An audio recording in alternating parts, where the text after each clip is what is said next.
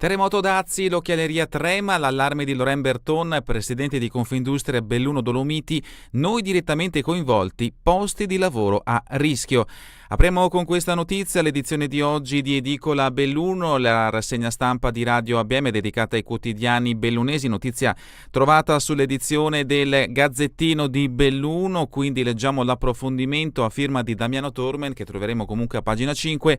Allarme rosso, i dazi di Trump rischiano di creare un terremoto di magnitudo altissima nell'economia italiana e ancora di più in quella bellunese dove la parte del leone la fa l'occhialeria che ha nell'export il suo punto forte, nelle esportazioni verso gli Stati Uniti un punto fermo ormai da diversi anni. L'intesa Bruxelles-Washington che fissa il 15% alla tariffa unica sui prodotti che dal vecchio continente entreranno nei mercati americani non è sufficiente a scongiurare pericoli e placare i produttori, anzi c'è forte preoccupazione nel bellunese perché i nuovi dazi non risparmiano i prodotti tipici del Made in Belluno a partire dall'occhialeria. A lanciare l'allarme è Confindustria Belluno Dolomiti che chiede una risposta immediata e coordinata a livello europeo. A rischio infatti ci sono investimenti e anche capacità occupazionale. Sempre dalla prima pagina del Gazzettino di Belluno la foto di copertina è dedicata al mondo sportivo, calcio per la Dolomiti, 5 trasferte nelle prime 8 in calendario, debutto in C in casa dell'Albino Leffe. Una fase dell'amichevole di Falcade tra Dolomiti Bellunesi e Venezia che vediamo in questo scatto. Gli approfondimenti sportivi invece li troveremo a pagina 12 e a pagina 13.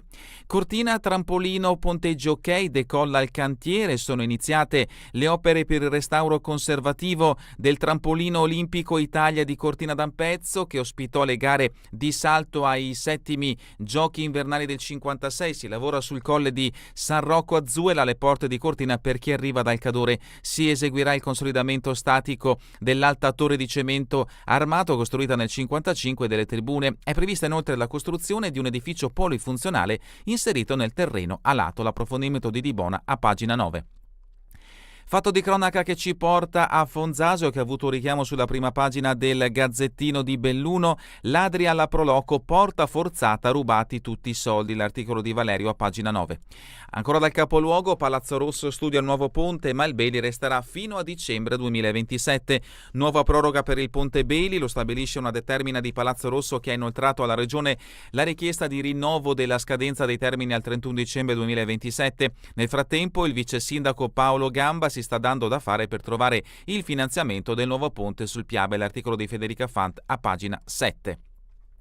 Dolomiti SOS Frane, la storia insegna che è normale, il geologo Chiesurin sono fenomeni legati alla natura della roccia. L'approfondimento di Tormen e Bolzonello da pagina 2 a pagina 3. E sempre in merito alle Dolomiti, la proposta troppi avventurieri sulle vie ferrate, servono formazione e un patentino, l'articolo di Fontanive a pagina 3. Per lo sport, Falcade, gli emissari del Real Madrid studiano i talenti a Gordini, l'articolo di Dario Fontanive a pagina 10. E ancora da Belluno torna la lirica nel bosco, prevendita al via da venerdì. Presentata ieri dagli amici del MUT la doppia data di sabato 23 agosto e domenica 24 per la celeberrima opera Il Barbiere di Siviglia, l'articolo di Daniela De Donà a pagina 15. Mamani invece firma a pagina 9, un approfondimento riferito al Palio di Feltre, settimana del Palio aperta dalla lista di atleti e fantini, tra i concorrenti un podista keniano. Questi richiami dalla prima pagina del Gazzettino di Belluno. Passiamo alla prima pagina del Corriere delle Alpi. Ecco come si apre l'edizione di oggi. Notizia sempre riferita al mondo dell'occhialeria, ma in questo caso positiva. Essilux vola con Meta, ricavi a 14 miliardi più 7,3%. Milleri, risultati solidi in un contesto volatile, ha aperta la strada a una trasformazione profonda del settore. Nel primo semestre più che triplicate rispetto allo scorso anno le vendite dei Ray-Ban intelligenti. Se la vista è la nuova frontiera della tecnologia, Essilux si è candidata da tempo a tracciarne la mappa. Il primo semestre del 2025 si chiude con ricavi in crescita del 7,3%, trainati non solo dal retail e dall'ottica tradizionale, ma da una nuova generazione di occhiali, quelli intelligenti. Il riferimento va soprattutto ai Ray-Ban Meta, che hanno più che triplicato le vendite rispetto allo scorso anno, e agli Oakley Meta al debutto in estate. L'approfondimento di Paolini lo troveremo a pagina 13. E la foto di copertina è dedicata a Giulia De Gaulle, parla per la prima volta la sedicenne coinvolta nell'incidente di Cesana, costato la vita all'amica Giulia. Gaia, una sorella, non facevamo selfie. Vediamo in questo scatto una splendida immagine di Gaia e Giulia sorridenti. Le due ragazzine erano amiche per la pelle. L'articolo di Alessia Forzin lo troveremo a pagina 17. Nelle cronache, sempre dalla prima pagina del Corriere delle Alpi, San Vito, il geologo sull'Alemannia in bilico 10.000 metri cubi. Doglioni ha consegnato la sua relazione a Palazzo Piloni, presenti pareti instabili sulla Marcora. L'approfondimento di Dalmassa a pagina 28 e a pagina 29.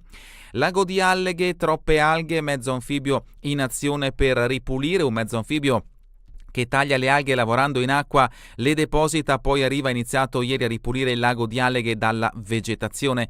E sempre il Corriere delle Alpi ci ricorda che mancano 192 giorni alle Olimpiadi invernali Milano-Cortina 2026. Passiamo quindi all'interno dell'edizione del Gazzettino di Belluno, poi continueremo con la lettura del Corriere delle Alpi e con la prima notizia: Dolomiti, estate di frane, ma è sempre stato così.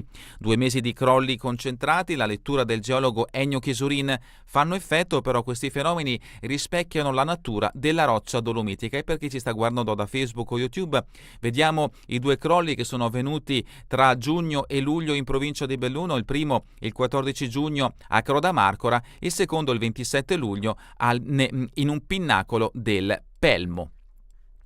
15 giugno la colata di Cancia, più che il clima è cambiata la visibilità mediatica, molti distacchi una volta non erano documentati, l'intervista vi aspetta a pagina 2.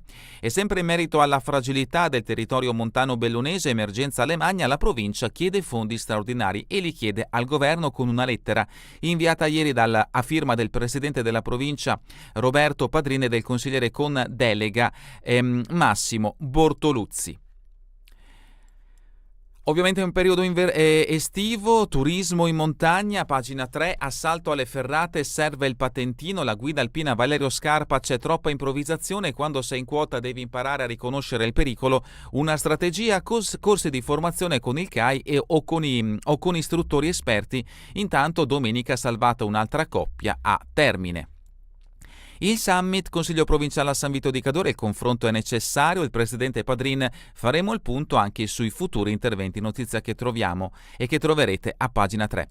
Ma ecco la notizia che ha aperto l'edizione di oggi del Gazzettino di Belluno: lo spettro dei dazi sul Made in Belluno, lavoro a rischio, il settore eyewear e moda vale da solo oltre 1 miliardo di export a livello locale, Confindustria lancia l'allarme anche per meccanica, elettronica e legno arredo.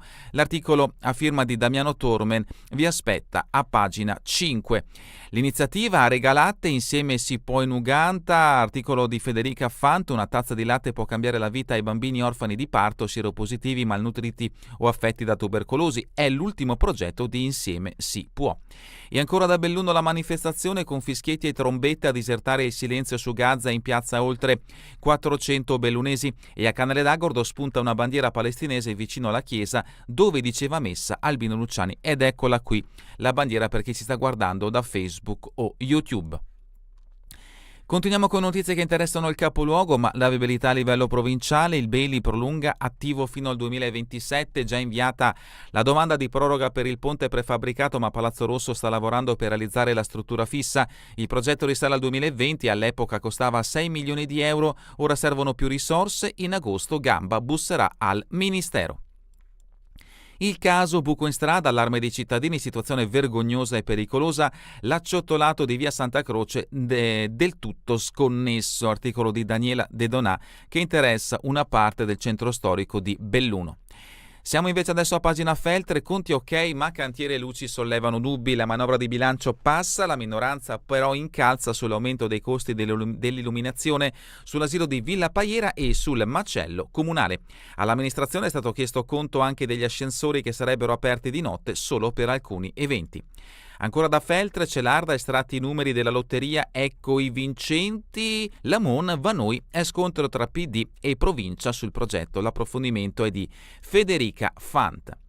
Ma è la settimana del Palio, questa, Palio anche un keniano contro i Feltrini. La lista dei nomi dei partecipanti è stata consegnata ieri al capitano Andrea Barpa, che ne verificherà la conformità. Si gioca tutto sulla strategia e sulla bravura dei concorrenti, che saranno suddivisi tra interni ed esterni ai quartieri cittadini. Santa Giustina Unifarco presenta un nuovo brevetto per produrre integratori più salutari. Lo studio dell'azienda ha ottenuto il primo posto al bando regionale del Fondo di Sviluppo e Coesione dedicato alla ricerca. Alleghe, alghe addio, è iniziata la pulizia del lago, un'iniezione in mezzo anfibio Moby Track che taglia e raccoglie le formazioni da tempo in superficie sullo specchio dell'acqua. L'operazione durerà 4 giorni, in tempo per il periodo cruciale del turismo in valle, per la soddisfazione del sindaco. Ancora dalla Gordino, Falcade, talent scout del Real Madrid al campus, caccia le promesse da far crescere in Spagna. E ancora Longarone, formazione per gelatieri, scende in campo anche la fiera. Profilo professionale non riconosciuto, quindi non sono previsti corsi, ma l'ente sta cercando soluzioni possibili. Cortina, trampolino di Zuel, ponteggi montati, decolla il cantiere per il restyling, all'opera la ditta che ha vinto l'appalto a inizio mese, intervento da 11 milioni di euro solo per fini storici non agonistici. E sempre da Cortina di Sesto a Mortisa, Meleres e Col, stanziati i fondi per la sicurezza. Sappada, gustosa Sappada, un successo anche la 5ª edizione. Una notizia di spalle a firma di Yvonne Toscani invece ci porta a San Nicolò di Comelico, il municipio telefoni muti, la protesta del sindaco. Queste le notizie principali che troverete nell'edizione di oggi del Gazzettino di Belluno. Passiamo adesso all'edizione del Corriere delle Alpi, addentriamoci al suo interno con le notizie riferite alla provincia di Belluno. La prima notizia la troviamo a pagina 17 e interessa la tragedia che ha coinvolto la comunità di Borgo Valbelluna, la morte di Gaia De Gaulle. Gaia per me era come una sorella, non stavamo facendo alcun selfie. A 2 settimane dall'incidente parla Giulia, l'amica della quindicenne che ha perso la vita sul Piave, aiutava sempre tutti, aveva il cuore in mano. L'articolo è a firma di Alessia Forzin.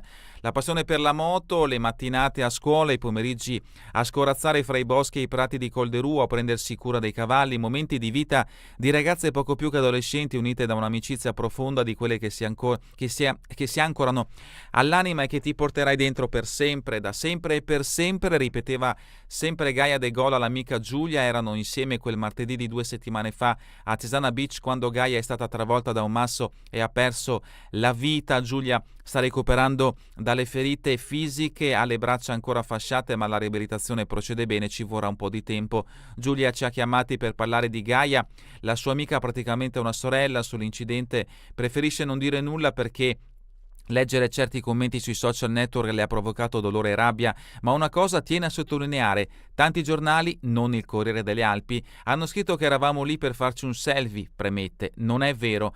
3 parole a chiudere per sempre ogni ilazione di chi quel giorno lì non c'era. Stavamo facendo un giro per tornare al chiosco. Ho letto anche che l'incidente è stato colpa di Gaia. Non è vero. Gaia non ha avuto alcuna colpa, non cercava mai di mettersi in mostra, di farsi vedere. Non c'erano divieti, le ragazze stavano trascorrendo un pomeriggio spensierato come tanti. Giulia apre l'album dei ricordi, sempre quasi di vederla, lei e Gaia in sella alle loro moto sorridenti, felici come una sedicenne e una quindicenne sanno essere. Continuiamo con le notizie dedicate al territorio bellunese. L'articolo a firma di Paola Dallanese: per i campeggi un giugno da più 20%, poi il maltempo ha frenato la corsa. A sollevare i bilanci la massiccia presenza di stranieri, sono sempre di più, amano stare in mezzo alla natura. Prende forma il nuovo Lollino, notizia che interessa il capoluogo, spinta internazionale per il liceo, si guarda a convenzioni con le imprese locali per rispondere alla formazione dei figli dei lavoratori. Cambio di presidenza, al posto di Dombratti, c'è la professoressa Francesca Canzian. E adesso sempre dal capoluogo, ex Agip, il patto contesta l'assemblea, inopportuno chiamare il privato, il presidente dalle mule: noi non voteremo la delibera, non vedo utilità pubblica nelle opere di compensazione. Soccorso alpino, in arrivo ghiaccio e neve, è meglio rimandare le escursioni in quota, questo è l'appello lanciato appunto dal soccorso alpino che ieri è intervenuto a Ospitale, un intervento di 5 ore, perdono il sentiero e si ritrovano su un pendio scivoloso. Continuiamo con Feltre, notizia che interessa il Consiglio Comunale, notizia letta anche nell'edizione del Gazzettino di Belluno, ciclabile, caserme, nido, gli obiettivi, il Palazzo dello Sport è il grande sogno. E sempre in merito a Feltre il palio, Portoria e Castello puntano sull'arco, Kibek e Ketter nella staffetta di Santo Stefano e vediamo appunto in questo scatto la staffetta del quartiere Santo Stefano che si è aggiudicata la vittoria al palio nell'edizione di 2 anni fa. Notizie brevi che interessano sempre il feltrino, polisportiva feltrese, i numeri della lotteria e ancora Feltre il caso, IVA sulla fattura rifiuti, il quesito al Ministero. La Perina Social Festa fa centro, successo della seconda edizione, notizia che ci porta a Cesio Maggiore, il pubblico ha apprezzato il format con attività diverse. E ancora adesso spostiamoci in Cadore, anzi sotto Feltrino, carotaggi diga del Vanoi eseguiti in Val Cortella, la provincia vuole chiarimenti, chiesto un incontro, il PD bolla l'iniziativa, patetica, Bortoluzzi deve rivolgersi ai suoi capi partito. Santa Giustina, integratori più efficaci grazie al brevetto di Unifarco, notizia trovata anche sul Gazzettino di Belluno, Arsier a Fastro la 32esima edizione dell'evento Il Palio delle Contrade conquistato da Cesa. Passiamo adesso a Limana, la politica, Nido, minoranza all'attacco, serve ancora 500.000. Oltre Limana, fondi insufficienti a rischio di dover restituire il contributo ottenuto, contestate le risposte vaghe del sindaco Michele Talo sul cronoprogramma. Borgo Valbelluna consulta giovani a Barcellona con l'aiuto di My Candy Arena e ancora Borgo Valbelluna, equilibri di bilancio e piano delle opere domani in Consiglio Comunale. Notizia anche da Sedico, anziani riuniti a tavola, ospiti della Sagra dei Per, che come vediamo in questo scatto. Continuiamo invece con Longarone, Fortogna vince per un solo punto il palio delle frazioni longaronesi. L'articolo a firma di Enrico De Col, a Igne il secondo posto dopo le 3 giorni di prove, coinvolti 150 giovani di tutto il territorio comunale. Ponte nelle Alpi, Frana ai Mazzucchi, strada transitabile a senso alternato e ancora da Ponte nelle Alpi Longarone, assestamenti di bilancio in consiglio domani.